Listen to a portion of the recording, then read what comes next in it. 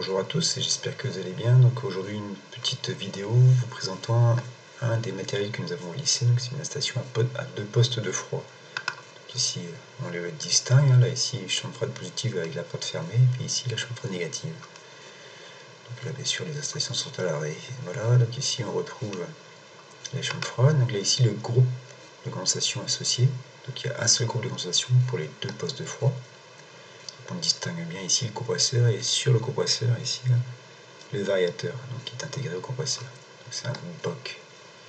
Et puis là ici le coffret électrique donc, qui a été réalisé. Alors avant donc, de rentrer dans comment fonctionne l'installation et vous montrer un petit peu le schéma électrique, et bien un petit donc une petite étude théorique. Donc là ici pour rappel, donc on a une chambre froide positive plus 3 avec ici un évaporateur. Ici on retrouve un régulateur. Ici, dans notre chambre froide négative à moins 18 avec l'évaporateur qui travaille à moins 25. Donc bien sûr, chaque évapo, on retrouve sur sa ligne un détendeur et une électrovanne. Voilà, donc du coup ici, le collecteur d'aspiration réaspire bien les vapeurs produites dans chaque évapo. Et donc là ici, on voit bien l'intérêt de la vanne à pression constante. Sans cette vanne, eh bien, on aurait eu la même pression dans le collecteur que celle correspondante à moins 25. Donc ici, on aurait eu du moins 25 dans l'évapo. D'où la présence de la vanne à pression constante pour remonter la pression jusqu'à moins 5. Donc sur ce groupe, on retrouve ici notre compresseur à piston, et ici on voit bien là, le variateur qui attaque le moteur de compresseur. Et ici, on a un régulateur HP qui régule la pression de condensation. Ce sont des tendeurs thermostatiques. Voilà, donc du coup, ici j'ai des informations des matériels installés. Sur le froid positif, c'est un MUC 145.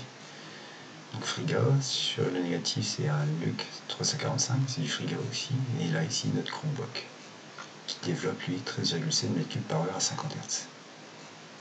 Voilà, donc si je mets les points du cycle sur le schéma fluidique, voilà, donc du coup on retrouve inspiration, refoulement, sortie condenseur, les sorties des tendeurs positifs et négatifs, sortie vapo négatif, sortie vapo positif, le laminage, 6, puis derrière le point de mélange entre ce qui revient du négatif et ce qui vient du positif, puis derrière l'échauffement moteur qui fait que j'ai un point d'inspiration échauffé de 15 degrés par rapport à la température du point 7. Si maintenant je viens de présenter l'allure du cycle correspondant au fonctionnement complet quand tout fonctionne, et bien voilà ce qu'on obtient. Donc on a notre liquide dans notre bouteille, une partie du liquide je le détends en positif et il s'évapore, voilà, c'est bien ce qui se passe, voilà. Et l'autre partie du liquide, je le détends négatif et il s'évapore. Puis après, qu'est-ce qui se passe? Il y a laminage de 5 plus à 6, puis point de mélange. Puis après, échauffement moteur, compression, condensation, et c'est reparti. Voilà pour le fonctionnement, donc en tous les cas pour l'allure du diagramme, du cycle, sur notre diagramme enthalpique. Du coup, eh bien, comme à chaque fois, j'ai créé un document Excel, première page, mon schéma fluidique et mon aire de cycle. Deuxième page, j'ai fait mon étude frigorifique lorsque tout fonctionnait. Donc du coup, pour rappel, voilà, on s'est fixé moins 25 donc, dans l'évaporateur négatif, moins 25 pression de collecteur, aspiration du compresseur, moins 5 sur le positif, condensation à 40. On est au 449, au départ c'était du 480, on l'a rétrofit au 449. Maintenant c'est, surchauffe fonctionnel des évapos au 5 degrés, il y a l'échauffement moteur de 15 degrés que je prends en compte, puis un surrefroidissement de 5 degrés.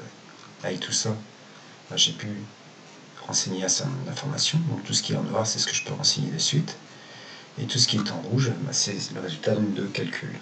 Alors, du coup les calculs, je connais moi la puissance, je sais que mon évaporateur, donc froid positif, il fait 1,9 kW. Donc c'est une information, je vais donc calculer le débit masse qui devait passer dans l'évaporateur du positif. Tout simplement en faisant mes 1,9 divisé par ma ration d'alpi entre 5 plus et 4 plus. J'ai fait la même chose sur le négatif, parce que je connais la puissance frigorifique théorique installée sur mon évaporateur Luc, qui est de 2,8 kW, ce qui me fait un débit de 0,02 kg par seconde, d'où ici un débit total donc, aspiré donc, de 0,032 kg par seconde. Du coup, avec tout ça, j'ai pu déterminer l'enthalpie de mon point 7. hein, puisqu'ici on est sur un mélange. Si je reviens ici, on est bien ici sur un mélange. Hop. Donc là, du coup, ici, j'arrive à dire que l'enthalpie de mon point 7, du coup, pardon, j'y suis, ça sera de 394 kJ. Grâce donc ici à mon tracé de cycle et les propriétés d'un point, j'ai pu aller chercher quelle était la température correspondante à 394 kJ et une pression de 2 bars, ce qui fait du moins 14. Donc du coup, je sais que derrière mon gaz s'échauffe de 15 degrés, donc forcément les gaz aspirés sont aspirés à 1 degré. Donc du coup, j'ai son enthalpie et son volume spécifique, ce qui me permet donc derrière de déterminer le volume baillé du compresseur à installer. Donc quand tout fonctionne, j'ai besoin d'un volume baillé de quasiment 19 m3 par heure. Or, moi, mon compresseur, il est installé, il est de 13,7 m3 par heure.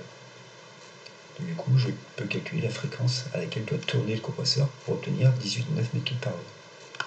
Bah, ça nous fait du 70 Hz, enfin 69 Hz. Ça tombe bien parce que le compresseur, sa fréquence maxi est de 70 Hz. Donc quand mes deux postes de froid sont en demande, a priori, mon compresseur devrait aller chercher sa fréquence maxi pour assurer le débit. Voilà, et donc quand je vais arriver en température sur les postes, je vais réguler en fréquence. Donc ici, il y a deux études, froid négatif seul et froid positif seul. Bon, j'en parle pas parce que autrement je développe tout ce que je fais avec Mega en TP. Donc pour finir, peut-être une petite présentation du schéma électrique. Donc là ici je reviens sur la première page. Donc on retrouve la page de puissance, donc avec le compresseur, sa résistance de carter, ici le ventilateur condenseur qui me le faisait avec son variateur son régulateur pour réguler la pression de condensation, ici les ventilateurs d'évaporateur des postes positifs et négatifs, et puis là ici la résistance de désirage du poste négatif. Si on vient ici, le schéma de commande, alors peut-être aller voir la docbook, quand j'ai sélectionné mon compresseur, il m'a donné toutes ces informations. Et en particulier ici, ça qui est important pour moi, c'est le contact d'autorisation. Donc ici, si j'envoie un contact sec sur les bornes de 4 et 5, qui autorise le compresseur à démarrer, je vais lancer mon compresseur. Et là, ici, j'alimente mon compresseur avec ici sa puissance. Donc ça donne quoi? Donc ça donne ici, si j'ai pas de défaut HP, magnétothermique armé, j'enclenche le contacteur de ligne de mon moteur de compresseur. Et ici, mon contact sec, la demande de froid, qui autorise mon variateur à démarrer. Donc mon compresseur va démarrer à la fréquence mini, à 30 Hz, puis il va aller chercher 70 Hz lorsque les deux postes de froid sont sous demande, et puis après il va aller réguler. Et donc du coup ici, qu'est-ce qu'on retrouve? On retrouve là, ici le contact relais K1, le contact ici, qui génère ici ce contact. Donc là ici j'ai un pressostat de pump down, là ici c'est relais thermistance, puis là l'autorisation, l'asservissement de l'autorisation de démarrer au fonctionnement du contacteur de ligne. Voilà. Et puis ici on retrouve les régulateurs, donc les froids positifs et négatifs qui attaquent ventile, électrobahn et dégivrage.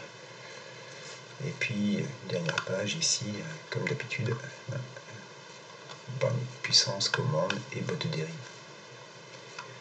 Ce qui nous donne ici sur les photos, quand on vient ici sur cette page, là on voit bien ici le câble 1 qui est le câble de puissance et le câble 6 qui est le 12G15 qui permet de faire les raccordements sur leur régulateur, le contrôleur qu'ils appellent EFS.